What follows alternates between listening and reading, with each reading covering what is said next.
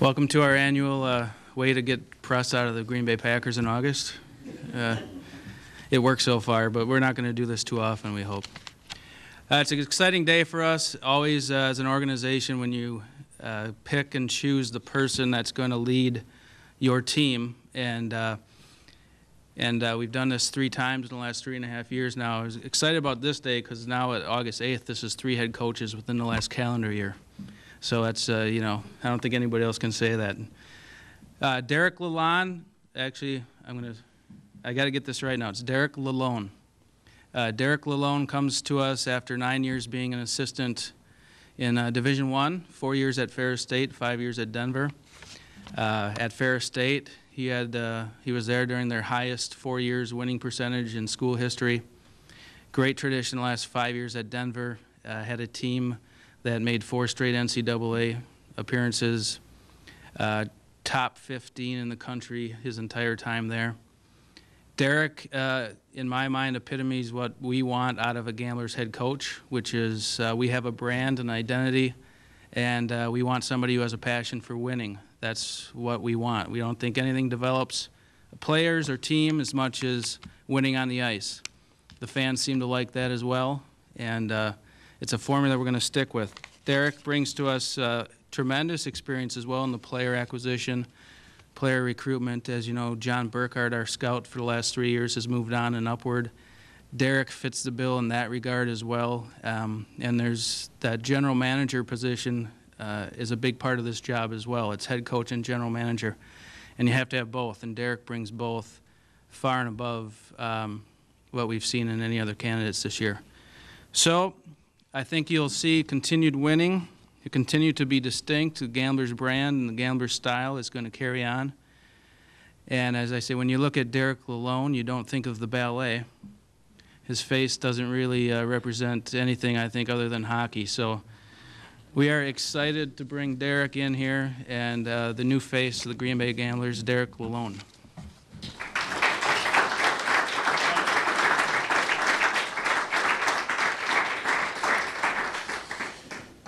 Thank you. Thanks for coming.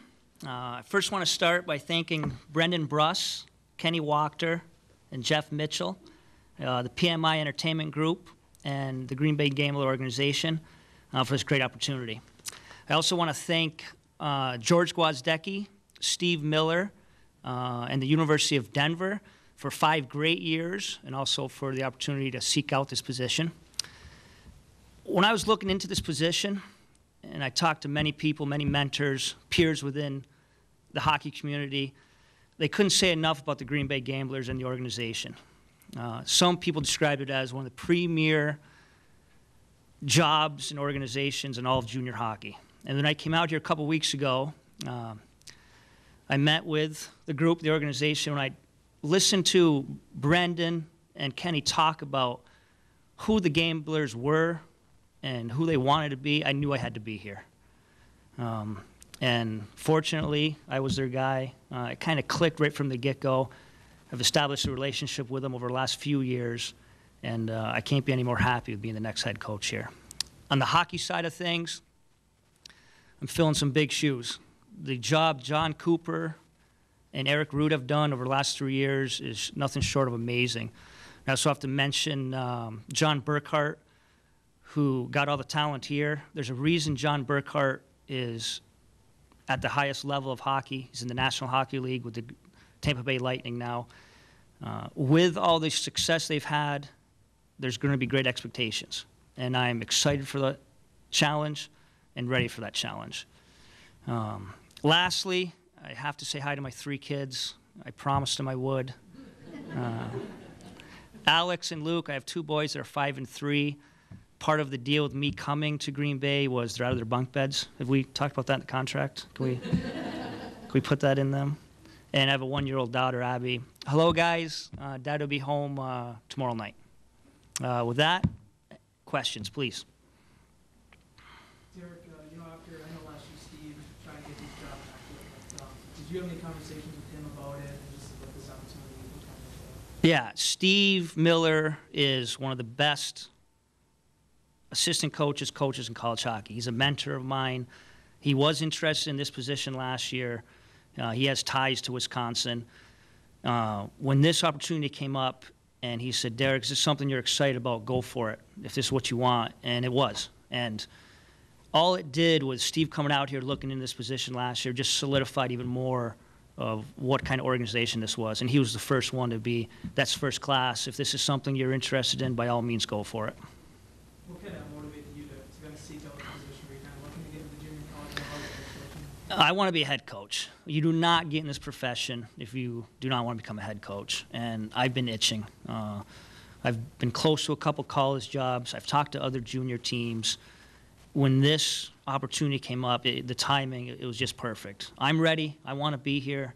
They want me here.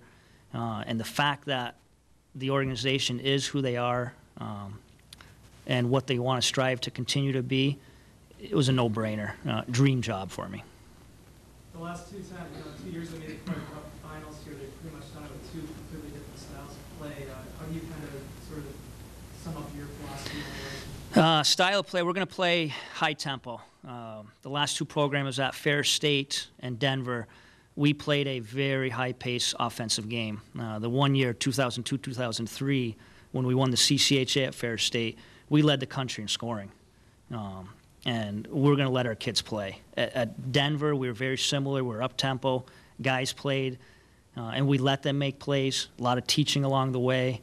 But no one's going to be scared in this team to be creative offensively, make some plays. We're going to play hockey to win, but I don't want a kid to ever come here and look at our team and think about Green Bay and not like the style of play. We're going to be tough to play against. I know there's a certain persona Green Bay has established over the last few years, and I'm going to continue with that. Eric, what are some of the challenges August to the start of the season? You got a lot to get done in a short time. There's a ton on the plate. I got to give credit to Eric Root and John Burkhart. A lot's already in place. As far as personnel, the team, there's going to be some odds and ends, a trade here, finalizing that roster, different unique situations with some of the positions, but there's a ton to do. That's the nature of it. If you're going to be good at this, if you're going to be successful, you got to tackle it. It's in a great spot right now, but absolutely there's a ton of work. I can't wait to get after it. Already kind of been, I sent out about 7, 8 text messages already trying to do a trade, and the coaches, they call me back like, woo, jumping right into it. Almost laughing at, hey, slow down, new guy. Like, you're new to this league, so can't wait to get at it. You got to be pretty familiar with the talent league-wide. Yeah, very familiar. I mean, this is the premier development for college. Very familiar with the league. Very familiar with personnel and most of the teams, especially Green Bay. So there's obviously going to be a learning curve, but being in the college game, knowing USHL, I'm going to have at least a start on where to begin.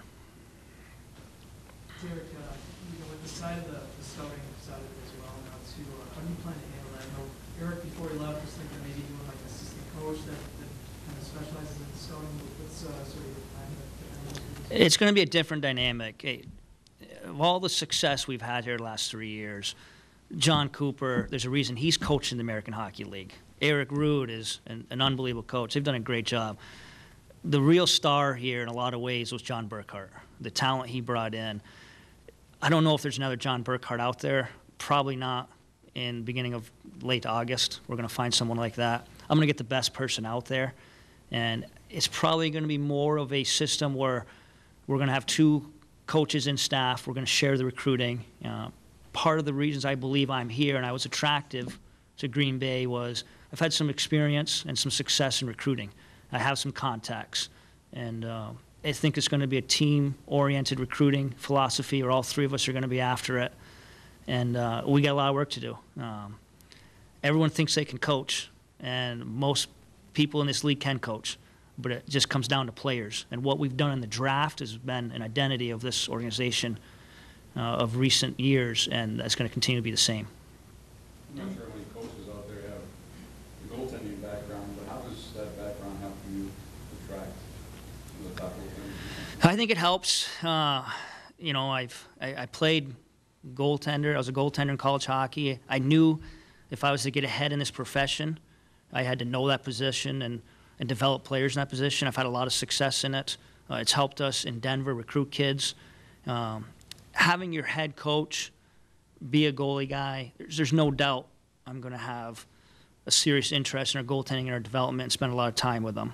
I think that helps. Goalies should want to come here. We're going to develop. But just understanding the position a little bit, the ups and downs with it, I think it helps. You look no further than Jeff Blashill, who won a championship with Clark Cup with Indiana. What he did with that goaltending was remarkable. And hopefully because of the nature of my background developing goaltenders will be a strength of ours. And I look forward to that. In addition to the success that's been here in the past and possibly the trip here for the regionals, what else attracted you to Green Bay?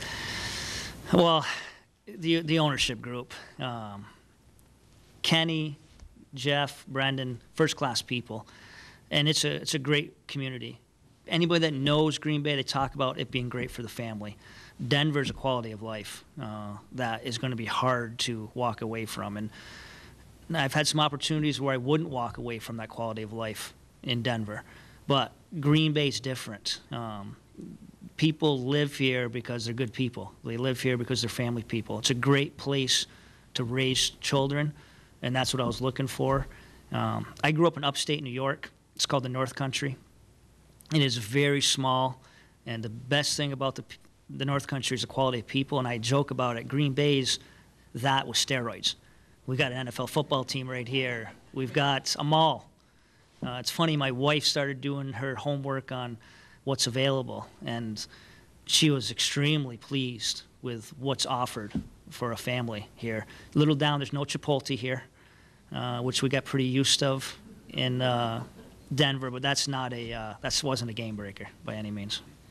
So. When you get back to your full-time? Going back home tomorrow night. I'm going to spend the next couple of days looking for a place to live. Probably looking something to rent to start with. I would like to get out here that week of the 23rd to 26th, somewhere in there. Sooner the better. I want to get my kids acclimated. One boy's going to start kindergarten. One boy's going to start preschool. But there's always something to do to stay on top of. We talked about earlier. I want to get out here ASAP and get things set up.